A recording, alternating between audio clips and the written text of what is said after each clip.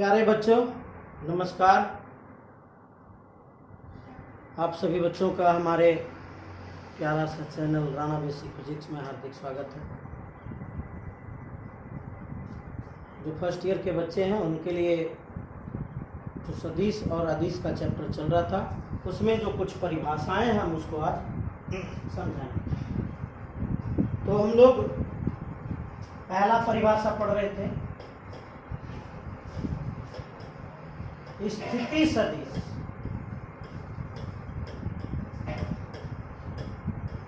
इसको कहते हैं पोजीशन वेक्टर।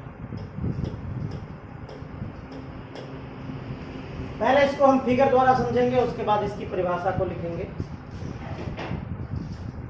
हमारा ये पृथ्वी का तल है, यहां पर हम खड़े हैं और हम किसी वस्तु को या पतंग को, काइट को यहां पर उड़ते देख रहे हैं। अब आप बताइए कि पतंग की स्थिति आपसे क्या है। तो हम क्या करेंगे, इस पतंग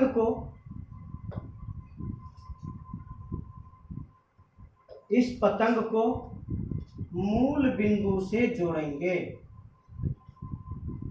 क्या करेंगे, इस पतंग को हम अपने मूल बिंदु से जोड़ेंगे। जब इसको हमने मूल बिंदु से जोड़ा तो हमने क्या पाया कि यह तल से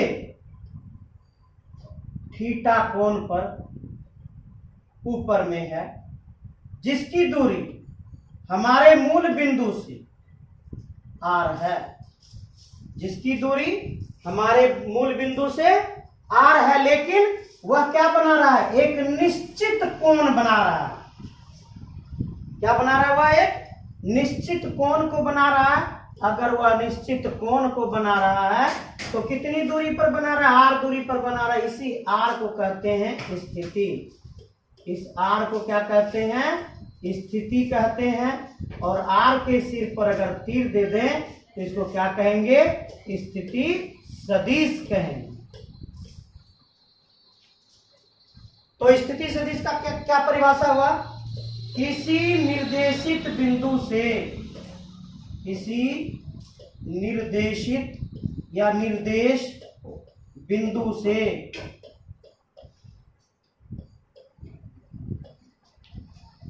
किसी भी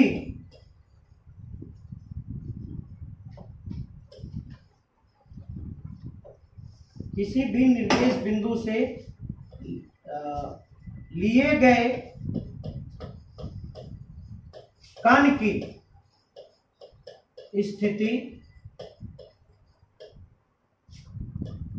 क्या कहलाता है, स्थिति सदिश कहलाता है। स्थिति सदिश कहलाता है।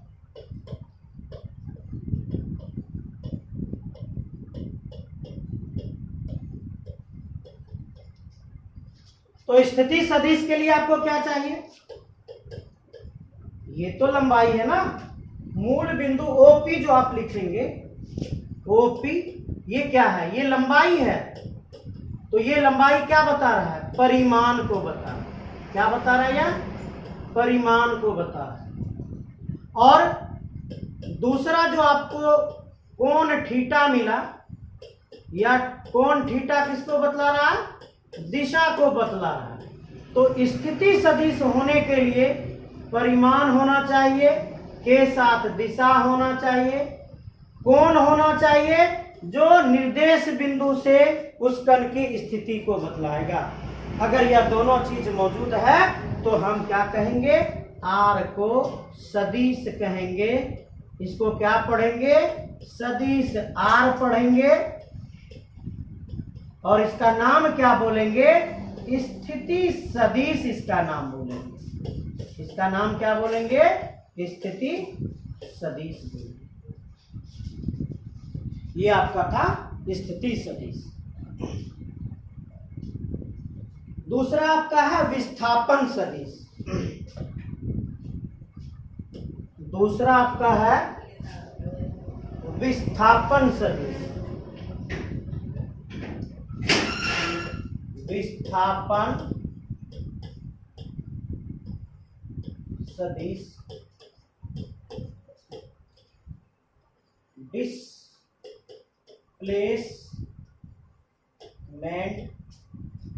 वेक्टर।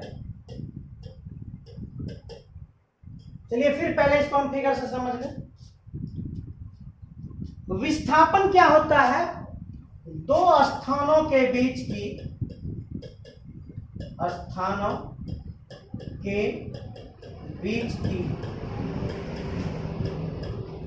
न्यूनतम दूरी।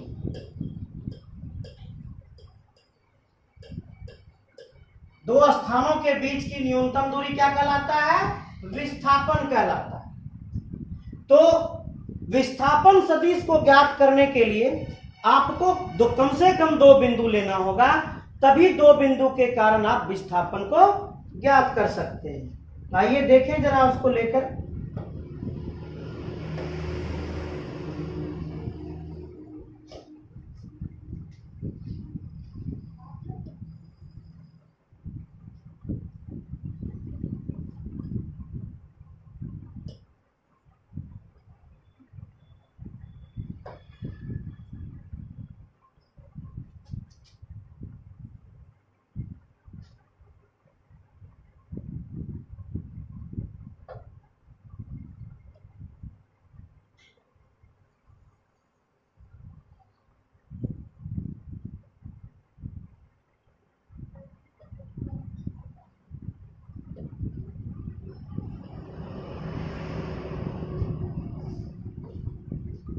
भाई ये जो हम लोग क्लास 10 में गणित को पढ़ते थे, वहां पर भी हमें यह दिखाई दिया था कि यह क्या है? यह ग्राफ है, अक्ष को बता रहा है। इसको हम इस दिशा में जो हम आगे बढ़ रहे हैं, इसको हम एक्स अक्ष कहते हैं, और इस दिशा में जो हम आगे बढ़ रहे हैं, इसको हम वाई अक्ष कहते हैं। इसमें दो बिंदु है,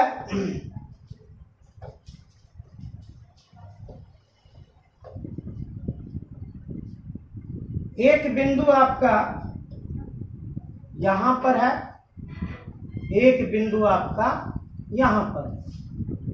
एक बिंदु का नाम P है, दूसरे बिंदु का नाम Q है।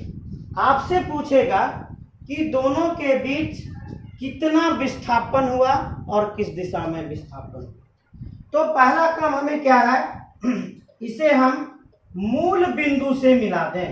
मूल बिंदु जो हमारा है, पहले मूल बिंदु से दोनों का हम स्थिति सदिश ज्ञात कर लेते हैं। आइए ज्ञात करें दोनों का मूल बिंदु से स्थिति सदिश। तो यहां से हम बिंदु P को मिलाएंगे, फिर यहां से हम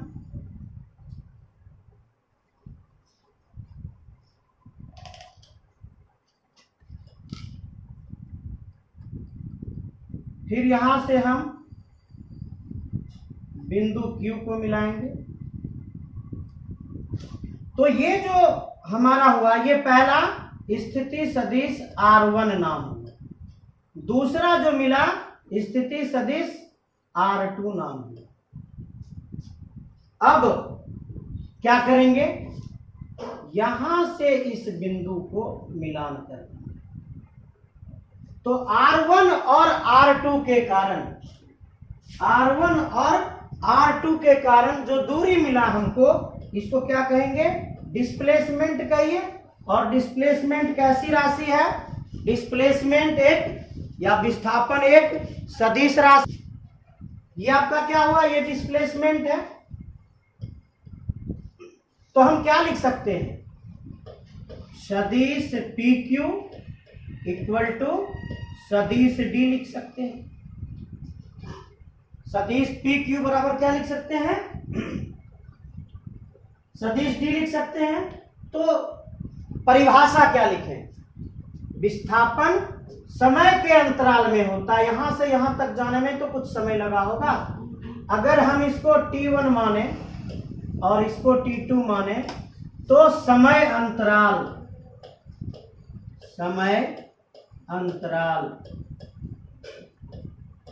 को किससे सूचित करेंगे? डेल्टा टी से सूचित करेंगे। इक्वल टू क्या होगा? T2 माइनस T1 होगा। समय अंतराल क्या होगा? Delta t equal to T2 minus T1। लिखेंगे क्या?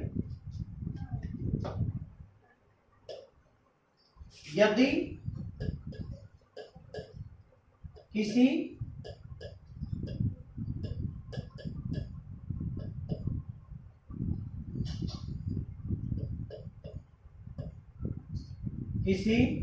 वस्तु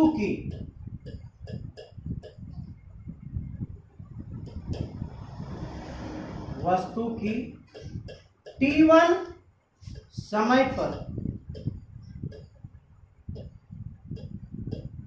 स्थिति सदिश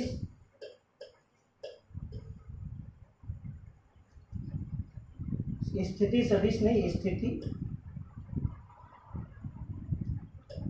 T तथा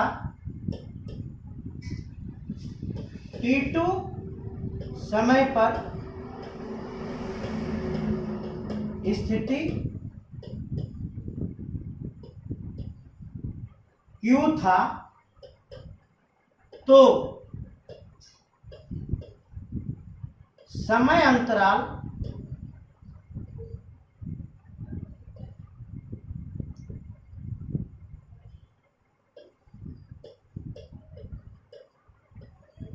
delta t equal to T2 minus T1 में विस्थापन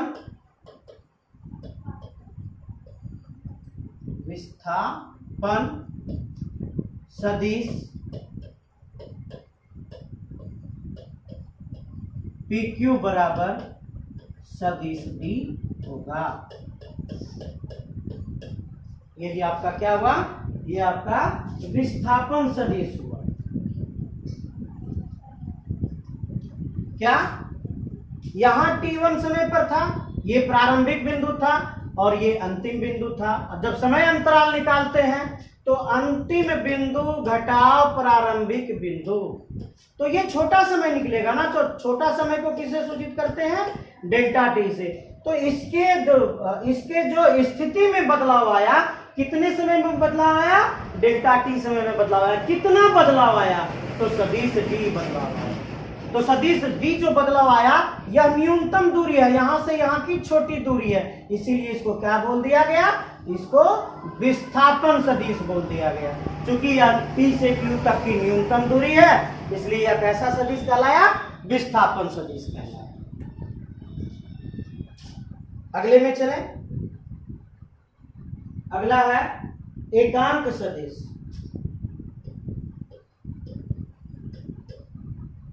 एकांक सदिश ये सबसे महत्वपूर्ण सदिश है, जो आपको सेकेंड ईयर तक पीछा नहीं छोड़ेगा। इसको ध्यान से पढ़िएगा। इसको कहते हैं यूनिट वेक्टर। इसको क्या कहते हैं? Unit vector. अगर साधारण में चले तो इसको क्या कहते हैं? यदि किसी सदिश का मापांक एक हो तो उसे एकांक सदिश कहते हैं।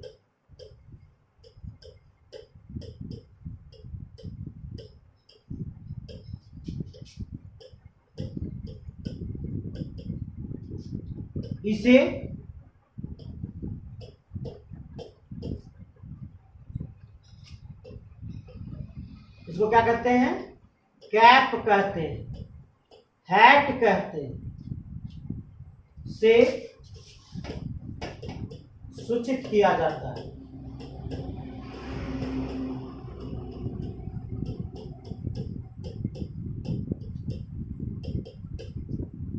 इसे किससे सूचित करते हैं? हैट या कैप से। अब आप खुद देख सकते हैं कि हम लोग जो पढ़ रहे थे सदिश को कैसे पढ़ रहे थे? सदिश को ऐसे पढ़ रहे थे, एक एरो के चिन्ह से पढ़ रहे थे। लेकिन यह इतना इंपॉर्टेंट है कि यह अपना चिन्ह खुद ले लिया, और ऐसे जिसके ऊपर होगा वह एकांक सदिश कहलाएगा, और उसका मापांक मात्र 1 होगा। उसका मापांक कितना होगा? 1 होगा। यानी एकांक सदिश होने के लिए क्या क्या गुण होना चाहिए? उसके पास मापांक होना चाहिए, लेकिन मापांक कितना होना चाहिए? मापांक मात्र 1 होना चाहिए, 1 इकाई होना चाहिए, इससे अधिक नहीं होनी चाहिए। और दूसरा गुण क्या है? इसमें दिशा होना चाहिए। क्या क्या होना चाहिए? इसके पास मापांक होना चाहिए, और क्या होना चाहिए? इसके पास दिशा होना चाहिए। तब यह क्या कहलाएगा? ये 2 गुण अगर मौजूद होगा, ये दोनों गुण अगर इसमें मौजूद होगा तो ये क्या कहलाएगा? यह एकांक सदिश कहलाएगा।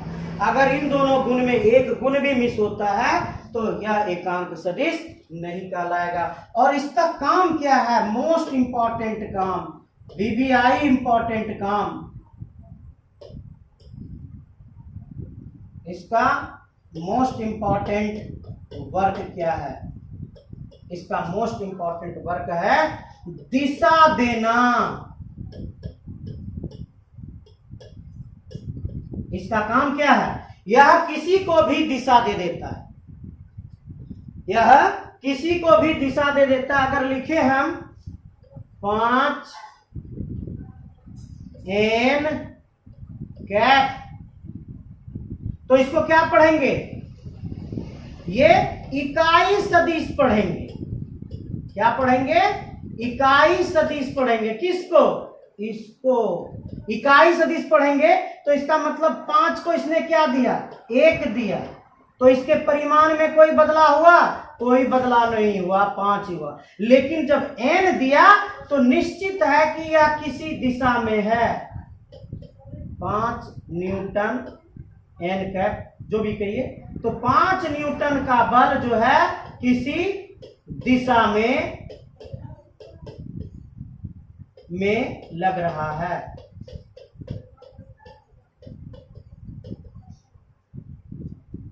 तो यह इसका काम है किसी को भी दिशा देना। अगर किसी को आप दिशा देना चाहते हैं तो हैट या कैप लगा दीजिए। इसी में आता है एक लंब कोणिक सदिश। इसमें एक आता है क्वेश्चन, लंब कोणिक एकांक सदिश। लंब कोणिक एकांक सदिश। y अक्ष कितने हैं? अक्ष 3 है। अक्ष कितने हैं?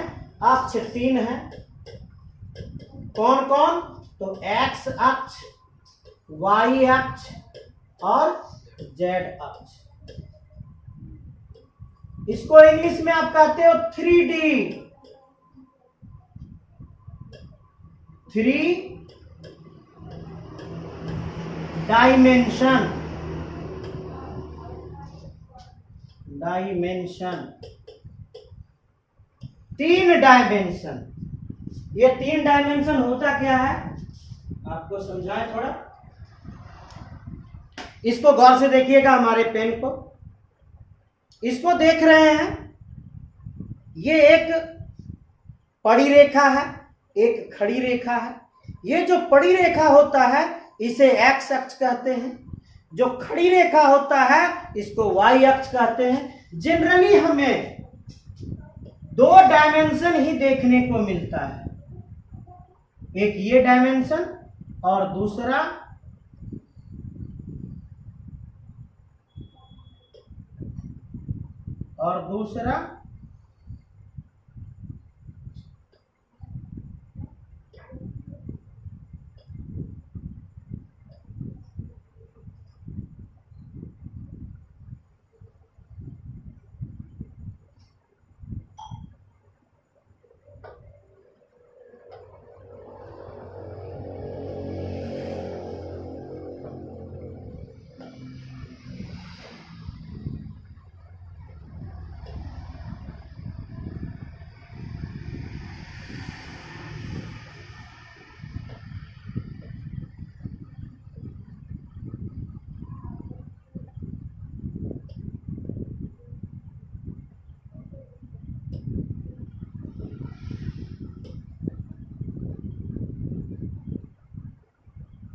जी, जनरली हमको ये दो डायमेंशन दिखने को मिलता है।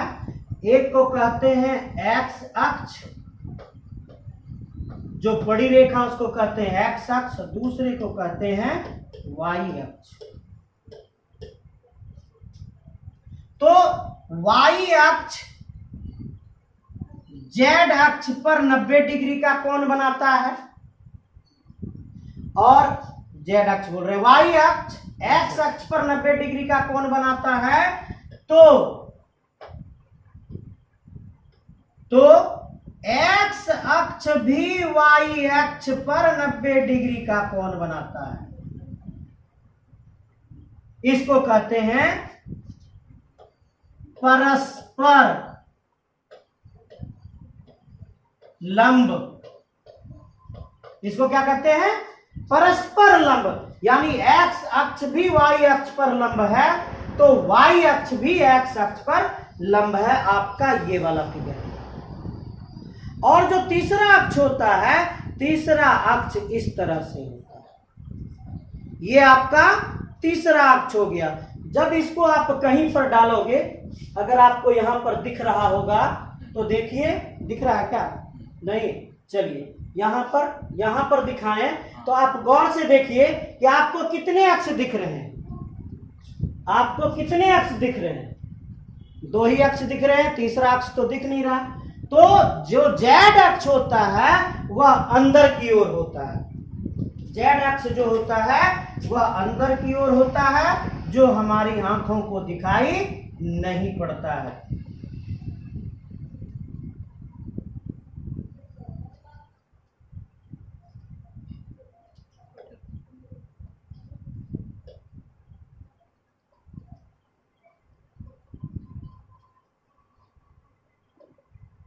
ये क्या है? ये जेड अक्ष है। यह जेड अक्ष हमारी आंखों को दिखाई नहीं पड़ता है, क्योंकि यह अंदर की ओर होता है। अब गौर कीजिएगा फिर से पुनः, एक्स अक्ष जेड अक्ष पर लंबवत होता है, तो जेड अक्ष एक्स अक्ष पर लंबवत होता है। बात किसकी है? बात परस्पर की है। बात किसकी है? बात परस्पर की है। परस्पर का अर्थ होता है एक दूसरे पर। अगर एक्स अक्ष जेड अक्ष पर लंब है, तो जेड अक्ष भी एक्स अक्ष पर लंब है। अब दूसरी तरफ आइए, वाई अक्ष जेड अक्ष पर लंब बनाता है, तो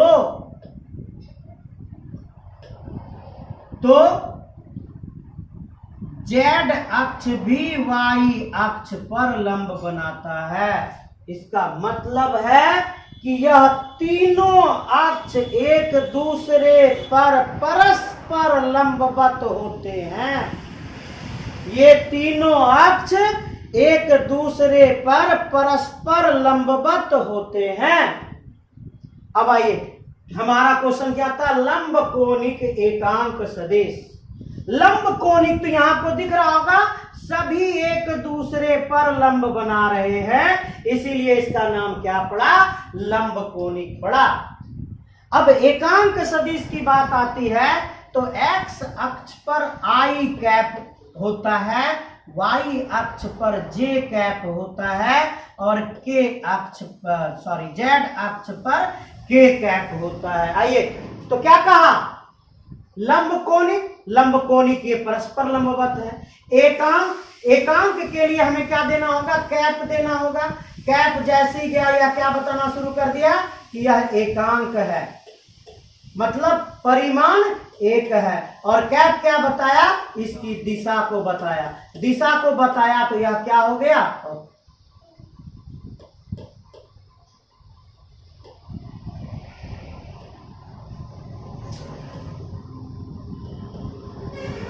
इसकी दिशा को बताया। तो दिशा को अगर बताया तो यह क्या हो गया? सदिश हो गया। क्या हो गया? ये सदिश हो गया। मापांक एक और सदिश राशि, इसीलिए इसका क्या नाम पड़ा? एकांक सदिश नाम पड़ा। क्या नाम पड़ा इसका? एकांक सदिश। तो एकांक सदिश को हम किससे सूचित करते हैं? कैप से सूचित करते हैं। और जैसे ही कैप देंगे वह एकांक सदिश बन जाएगा। इसका एक ही कार्य है, इसका एक कार्य क्या है? दिशा बताना। इसका एक कार्य क्या है? दिशा बताना। यह क्या है? यह एकांक सदिश है। और एकांक सदिश में लंबकोणिक सदिश में एकांक सदिश एक्स अक्ष पर एकांक सदिश आई कैप होता है, वाई अक्ष पर एकांक सदिश जे कैप होता है और जेड अक्ष पर एकांक सदिश के कैप होता है। चलिए बढ़े आगे। अभी एकांक सदिश थोड़ी समाप्त हुआ है, थोड़ा सा और। एकांक सदिश का स्पष्ट परिभाषा है क्या? एकांक सदिश का स्पष्ट परिभाषा क्या है? यदि किसी सदिश को उसी के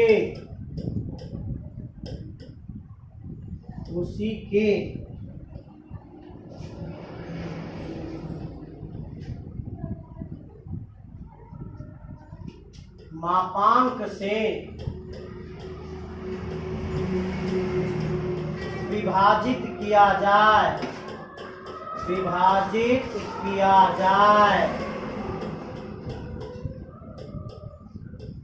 तो वह एकांक सदिश कहलाता है।